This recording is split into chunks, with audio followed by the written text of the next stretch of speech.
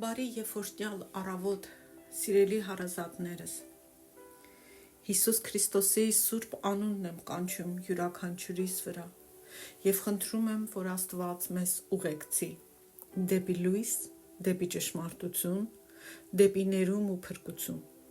և ամեն խոչընդոտներ, որ դրված են մեր առաջ, որ մեզ հետ են պահում Հիսուսին ընդունելուց, Հիսուսին հավատալուց, Հիսուսի մեջ հաստատվելուց, Հիսուսի մեջ խորանալուց, նրա եկեղեցում հաստատվելուց, մեր մեղքերը խոստովանելուց ու ապաշխարելուց, թող Հիսուսի զորավոր անունով քանդվեն,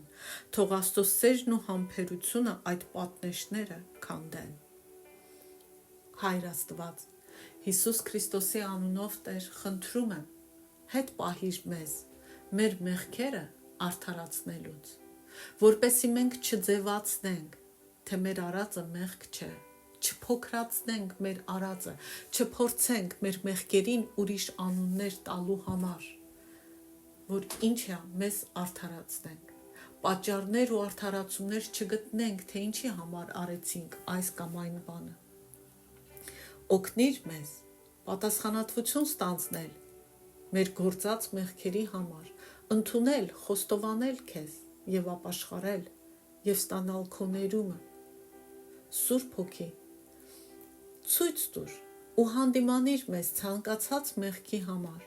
որ կա մեր սրտերում, մեր մտքերում, մեր արած գործերում, մեր ցանկություններում և առաջնորդիր յուրաքանչյուրիս դեպի ճշմարիտ, կյանք պարգևող, խոստովանության ու ապաշխարության և թող լինի քո փառքը այս ամենում։ Ամեն։ Հիմա վերադառնանք Թոմաս Ուոթսոնի «Ապաշխարության վարդապետությունը» գրքին։ Նախկին դասերը լսեք, մենք երեկ խոսում էինք մեղքի համար այդ սգի, վշտի, տրտմության մասին և թե ինչպիսին պիտի լիներ խոստովանությունը։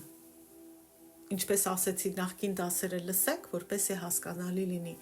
իսկ այսօր շարունակենք։ Խոստովանությունը պետք է անկեղծ լինի ու սրտից լինի։ Մեր սրտերը պետք է համընթաց լինեն մեր խոստովանությունների հետ։ Կեղծավորը խոստովանում է մեղքը, բայց սիրում է մեղքը, ինչպես գողը, որը խոստովանում է գողացված իրերը, բայց սիրում է գողանալ։ Քանիսն են իրենց շուրթերով խոստովանում հպարտության ու ագահության մեղքի համար, բայց այդ բառերը հպարտություն, ագահություն, մեղրի պես են ծորում իրենցից, հաճելի համ են թողնում իրենց բերանում, դառնության փոխարեն։ Օգոստինոսն ասաց, որ իր դարձից առաջ նա խոստովանում էր իր մեղքերը և Աստծո ուժն ու զորությունն էր խնդրում դրանց դեմ, բայց իր սիրտը հենց այդ նույն ժամանակ շշնջում էր իր մեջ ասելով. «Դեռ ոչ Տեր, դեռ արմատախիլ մի արա այդ մեղքերը»։ Նա վախենում էր իր սիրելի մեղքերից շուտ ազատվելուց։ Լավ քրիստոնյան ավելի ազնիվ է,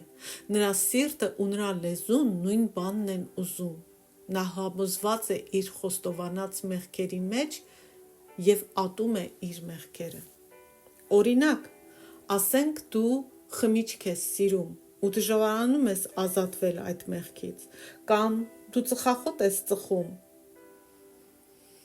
ու դժվարանում ես ազատվել, ու անգամ չես ուզում ազատվել, ասա Աստծուն ճշմարտությունը. Տեր, ինձ դուր ա գալիս, ես դժվարանում եմ, ինձ թվում է ես կամքի ուժ չունեմ,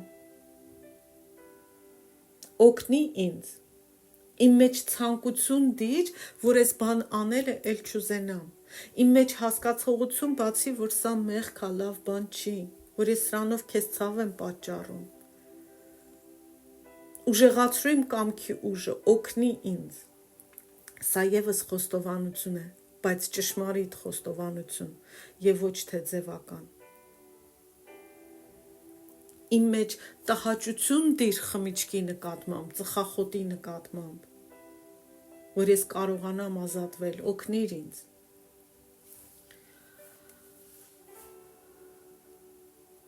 Ճշմարիտ խոստովանության ժամանակ մարդը կոնկրետ մեղքեր է խոստովանում։ Չար անիրավ մարդը ընդունում է, որ ընդհանուր առմամբ մեղավոր է։ Հաճախ ենք ասում կամ հաճախ ենք լսել, դե մենք բոլորս էլ մեղավոր ենք, անմեղ մարդ չկա, ես էլ մեղավոր մարդ եմ։ Սա ընդհանրական հայտարարություն է։ Նա այսպիսի մարդը, որ ասում է այս բաները, նա խոստովանում է մեղքը որպես ամբողջություն, բայց անձնական պատասխանատվություն չի վերցնում։ Նրա խոստովանությունը շատ նման է Նաբուգոդոնոսորի երազին Դանիել 2-ում, որը երազ էր տեսել, բայց չէր կարողանում հասկանալ այն։ Նույն կերպ ամբարիշտն է ասում. «Տեր, ես մեղք եմ գործել», բայց չգիտի, թե որն է մեղքը, կամ գոնե չի հիշում իր մեղքը, բայց իսկական դարձի եկած մարդը ընդունում է և խոստովանում է իր կոնկրետ մեղքերը, որտև Սուրբ Հոգին էլ է մեզ հիշեցնում, մեր խիղճն է մեզ հիշեցնում։ Վիրավորի պես, ով գալիս է բժշկի մոտ և ցույց է տալիս իր կոնկրետ վերքերը, որ մաքրվելու ու բուժվելու կարիք ունեն, մենք էլ այդպես պիտի գանք Աստծո առաջ։ Այդպես էլ իր մեղքերի համար ողբացող, սգացող մեղավորը պետք է խոստովանի իր հոգու բազմաթիվ ու կոնկրետ հիվանդությունները։ Ու ոչ միայն հոգու, այլ նաև մարմնի, չէ՞ որ մենք մեր մարմնով ենք մեղքեր գործում, մեր մտքով, մեր սրտով, մեր ականջներով, մեր աչքերով։ Օրինակ, եթե գող ես, խոստովանի, որ ոչ միայն գող ես, այլ գողության բոլոր դեպքերն ու մեղքերը։ Իսրայելը կոնկրետ մեղադրանք առաջադրեց ինքն իր դեմ։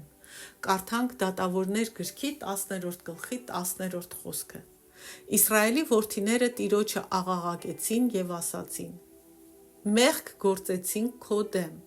որովհետև մեր Աստծուն թողեցինք և պաշտեցինք Բահաղիմին»։ Սա կոնկրետ մեղք էր։ Աստծուն թողել էին, շրջվել էին Աստծուց և չաստվածի էին պաշտել։ Դանիել 9-րդ գլխի 6-րդ խոսքում խոստովանվում է այն մեղքը, որ իր հետ անեծք էր բերել ազգի վրա։ Մենք մեղանչեցինք և անօրենություն գործեցինք, ամբարիշտ եղանք ու ըմբոստացանք և խոտորեցինք քո հրամաններից և պատվիրաններից, ահա իրական մեղքը, Աստծո հրամաններից ու պատվիրաններից խոտորել էին, չլսեցինք քո ծառաներին, մարգարեներին, սա էլ երկրորդ կոնկրետ մեղքը, որոնք քո անունից խոսեցին մեր թագավորների, մեր իշխանավորների և մեր հայրերի հետ և երկրի ամբողջ ժողովրդի հետ։ Ով Տեր, քոնն է արդարությունը, իսկ մերը երեսի ամոթը, ինչպես որ այսօր է Հուդայի մարդկանց և Երուսաղեմի բնակիչներին, բոլոր իսրայելցիներին մերձավոր և հեռավոր այն բոլոր երկրներում, ուր նրանց աքսորել ես այն անհավատարմության համար, որ գործեցին քո դեմ։ Ուրեմն մեղքը Աստծո հրամաններին ու պատվիրաններին չլսելն էր, Աստծո ուղարկած մարգարեներին չլսելն էր և հետևանքը անեծքն էր Աստծուց, որ դրա պատճառով Իսրայելը տարվեց գերության աշխարհով մեկ։ Երբ մենք ջանասիրաբար զննում ենք մեր սրտերը, մենք կարող ենք որոշակի ու կոնկրետ մեղքեր գտնել մեր մեջ, որոնց անձնատուր ենք եղել, որոնցից հաճույք ու բավարարվածություն ենք ստացել, ու որոնք մենք փորձել ենք արդարացնել խոստովանելու փոխարեն։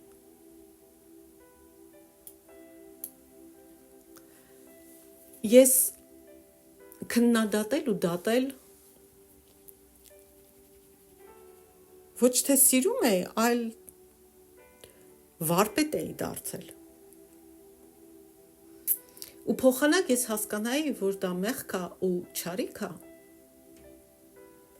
Ես համարում էի, որ ինձ փայլուն տրամաբանություն ու լոգիկա է տված։ Ինչքանով եմ մեղավոր, որ ես այդ բոլոր խնդիրները տեսնում եմ։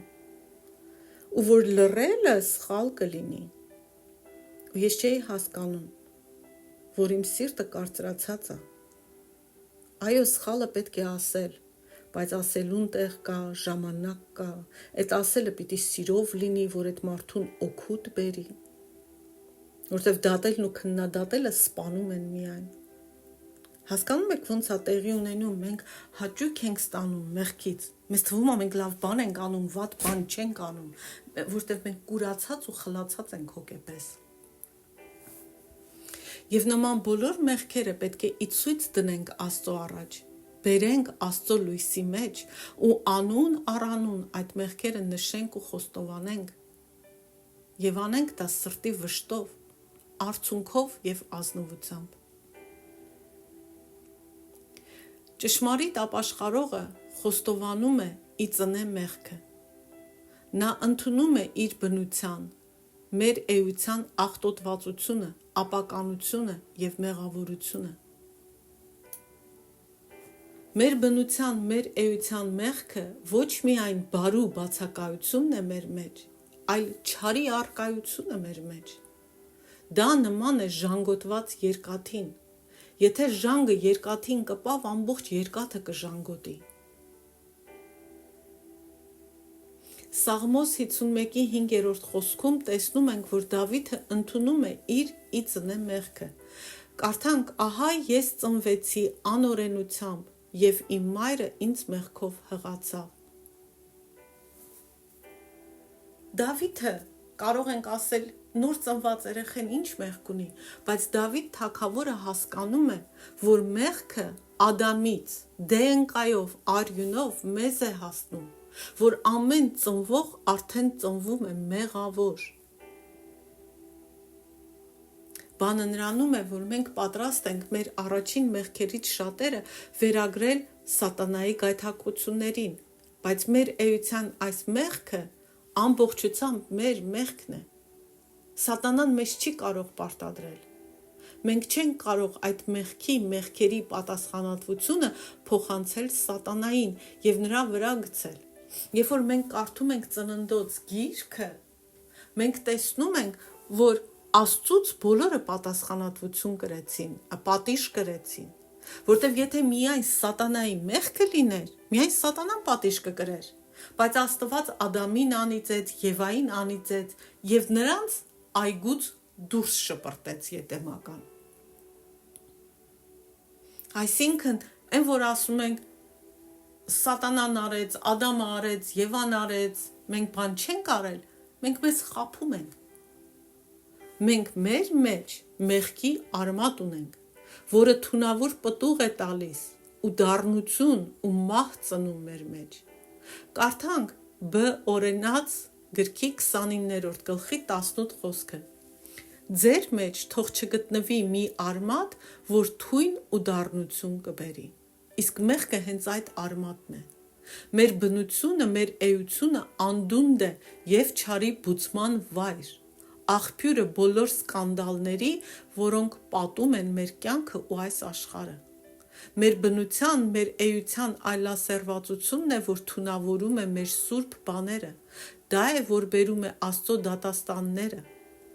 Մեր գոռոզությունը, մեր հպարտությունը, մեր մեծամտությունը, մեր էգոն, որ արգելում է Աստծո ողորմությունը, հասնի մեր սրտերին։ Մեղքը պետք է խոստովանել իր բոլոր հանգամանքներով եւ պատճառներով։ Ավետարանի լույսի ներքո կատարված մեղքերը ամուր արմատավորված են։ Խոստովանիր մեղքերը ընդդեմ Աստծո գիտելիքի, որ գործել ես, ընդդեմ Աստծո շնորհի, որ գործել ես, ընդդեմ Աստծո հետ ուխտի, որ գործել ես, ընդդեմ հավատքի փորձառությունների, ընդդեմ Աստծո դատաստանի։ Սաղմոս 78-ի 31-ից 32 խոսքում կարդում ենք. Աստծո բարկությունն իջավ նրանց վրա եւ սպանեց նրանց զորավորներին եւ գետնին զարկեց Իսրայելի երիտասարդներին։ Եվ այսուհանդերձ էլի մեղանչեցին եւ չհավատացին նրա հրաշքներին։ Աստվածաշնչում Աստված պարզ ասում է. գուշակությունը, կախարդությունը, աստղագուշակությունը մահվան արժանի մեղքեր են, որ անողին պարտադիր պետք է սպանեին։ Եթե դու գուշակության ես գնում, գուշակ ես, աստղագուշակությամբ ես զբաղվում, ապաշխարի եւ ասա, Ես քո կամքի դեմ եմ ապաշխարել, դու մեղք գործել։ Դու ասել ես, որ սա սխալ է, բայց ես արել եմ։ Եթե մարդը հիվանդ էր, աղոթել են եւ բժշկվել է, ու դու ասում ես, ընդամենը բան էր, պատահականություն, ապաշխարի եւ ասա Տեր, ես հավատքի դեմ եմ մեղք գործել։ Ես չեմ հավատացել, որ քո զորությամբ մարդը կարա բժշկվի։ Կամ բժշկին եմ փառքը տվել, չհասկանալով, որ անգամ այդ գիտությունը դու ես տալիս, ես քո զորության դեմ մեղք եմ գործել։ Հասկանում ենք։ Կամ ես խոստացել եի, որ այսինչ բանը պիտի անեի, ես քո հետ ուխտ էի կապել, բայց ես դրժեցի իմ ուխտը, ես քո ուխտի դեմ մեղք գործեցի։ Այս հատվածը, որ կարդացինք, նորից կարդամ Սաղմոս 78, 31-ից 32։ Աստծո բարկությունն իջավ նրանց վրա եւ սպանեց նրանց զորավարներին եւ գետնին զարկեց Իսրայելի երիտասարդներին։ Եվ այսուհանդերձ էլի մեղանչեցին եւ չհավատացին նրա հրաշքներին։ Այստեղ տեսնում ենք, որ նրանք մեղանչում էին Աստծո զորության դեմ։ Մեկ այլ օրինակ, սիրելի մարդ, երբ մենք մատաղ ենք անում, կամ կրակի վրայով թռնում ենք տրնդեզին, մենք մեղք ենք գործում Աստծո գիտության, Աստծո խոսքի, Աստծո կամքի դեմ։ Սրանք հանգամանքներ են, որոնք ընդգծում եւ ուժեղացնում են մեր մեղքերը։ Խոստովանության ժամանակ մենք պետք է ինքներս մեզ մեղադրենք Աստծո անունը մաքրելու համար, Աստծո արդարությունը հաստատելու համար։ Նույնիսկ եթե Աստված խիստ է իր գործողություններում եւ հանում է իր արյունոց սուրը մեր դեմ, այնուամենայնիվ մենք պետք է արդարացնենք Աստծուն եւ ընդունենք, որ Աստված մեզ ոչ մի վատ բան չի արել։ Նեեմիան իր մեղքը խոստովանելով արդարացնում է Աստծո արդարությունը։ Կարդանք Նեեմիա 9-րդ գլխի 33-ից 34 խոսքերը։ Բայց դու մեզ վրա եկած բոլոր բաներում արդար ես, որովհետև դու ճշմարտությամբ արեցիր, իսկ մենք անօրենություն արեցինք։ Եվ մեր թագավորները, մեր իշխանները եւ մեր հայրերը չկատարեցին քո օրենքը եւ ականջ չդրեցին քո պատվիրաններին ու վկայություններին, որոնցով նրանց էիր հիշեցնում։ Հիմա նույնը Աստված մեզ է ասում, հիշեցնում, զգուշացնում։ Եթե մենք չենք լսում, եթե մենք չենք ապաշխարում, եթե մենք մեր գլուխները ցցած առաջ են գնում ու հետո մեր կյանքերի վրա լիքը փորձանքներ են գալիս, որտեղ է Աստված անարդար։ Ոնց որ այստեղ ասում դու արդար ես, իսկ մենք անօրեն։ Խաչի վրայի գողը նույնը ասաց։ Մենք խաչ ենք բարձացել, որտեղ մենք արժանի ենք։ Մեր արածի արդար դատաստանն է, իսկ Հիսուսը խաչ է բարձացել, անարժան լինելով սրան, որտեղ նա մեղք չի գործել։ Դրա համար էլ այդ գողը արդարացվեց ու գնաց դրախտ Հիսուսի հետ։ Մավրիկիոս կայսրը, երբ Ֆոկասը նրա կնոջը իր աչքի առաջ սպանեց, նա աղաղակեց ասելով. «Արդար ես դու, ով Տեր Աստված, քո բոլոր ճանապարհներում»։ Մենք պետք է խոստովանենք մեր մեղքերը, դրանք այլևս չգործելու վճռականությամբ։ Ոմանք մեղքերը խոստովանում են ու անմիջապես հետո վազում են ու նորից նույն կամ մեկ այլ մեղք են գործում։ Հեղինակը մի ուշագրավ օրինակ է բերում պարսիկներից։ Պարսիկները տարվա մեջ մեկ օր ունեին, երբ սպանում էին բոլոր օձերին իրանց երկրից, բայց այդ օրվանից հետո թույլ էին տալիս, որ օձերը նորից շատանան ու ողողեն իրենց երկիրը։ Նույն կերպ թվում է, թե շատերը սպանում են իրենց մեղքերը իրենց խոստովանությամբ, իսկ հետո անմիջապես թողնում են, որ այդ մեղքերը նորից վերադառնան իրենց կյանք նույնքան արագ ու շատանան, որքան նախկինում էր։ Եսայի Մարգարեության գրքի Եսայի գրքի առաջին գլխի 16-ում ասվում է. «Դադարեք չարիք գործելուց»։ Չարժե խոստովանել, մենք արել ենք բաներ, որոնք չպետք է անեինք, բայց հետո շարունակել դրանք անել։ Փարավոնը խոստովանում էր, որ մեղք է գործել։ Ելից գրքի 9-րդ գլխի 27-ից 28-ում կարդում ենք. Փարավոնը մարդ ուղարկեց, կանչեց Մովսեսին ու Ահարոնին եւ ասաց նրանց. «Այս անգամ մեղանչեցի, արդար է Աստված, իսկ ես եւ իմ ժողովուրդը հանցավոր ենք։ Աղաչեք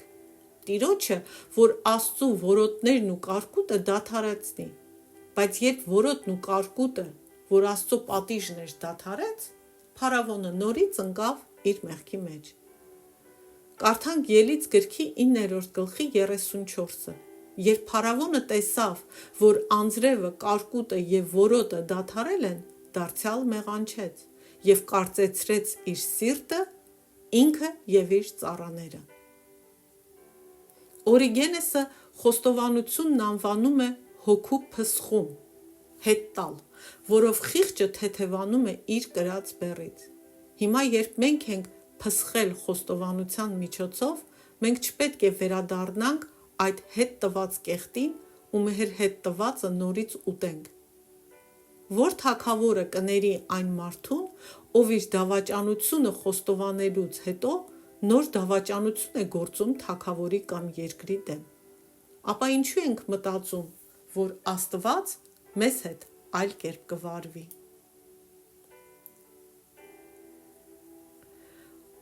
Այսքանով վերջացնենք այսօր։ Իմ մոտ այնպիսի տպավորություն է, որ ես գուցե հերթականություն եմ խառնել, բայց կապ չունի։ Կգտնենք եւ կվերադառնանք։ Ուրեմն սա էր կարևոր։ Սրա մեջ էլ չկա ոչ մի coincidence, ամեն ինչ տեղի է ունենում Աստծո կամքով։ Վստահենք Աստծուն, որ հենց սա պիտի այսօր կարդացվեր ու կիսվեր։ Ուրեմն ինչ որ մեկին սա շատ անհրաժեշտ է։ Օրհնում եմ յուրաքանչյուրիս։ Սրտերներս բացենք Աստծո առաջ եւ թող Աստված իր փառքով, իր խաղաղությամբ, իր ազատարար, բժշկարար, ներող, վերականգնող ողջ զորությամբ մուտք գործի մեր կյանքերի մեջ։ Ամեն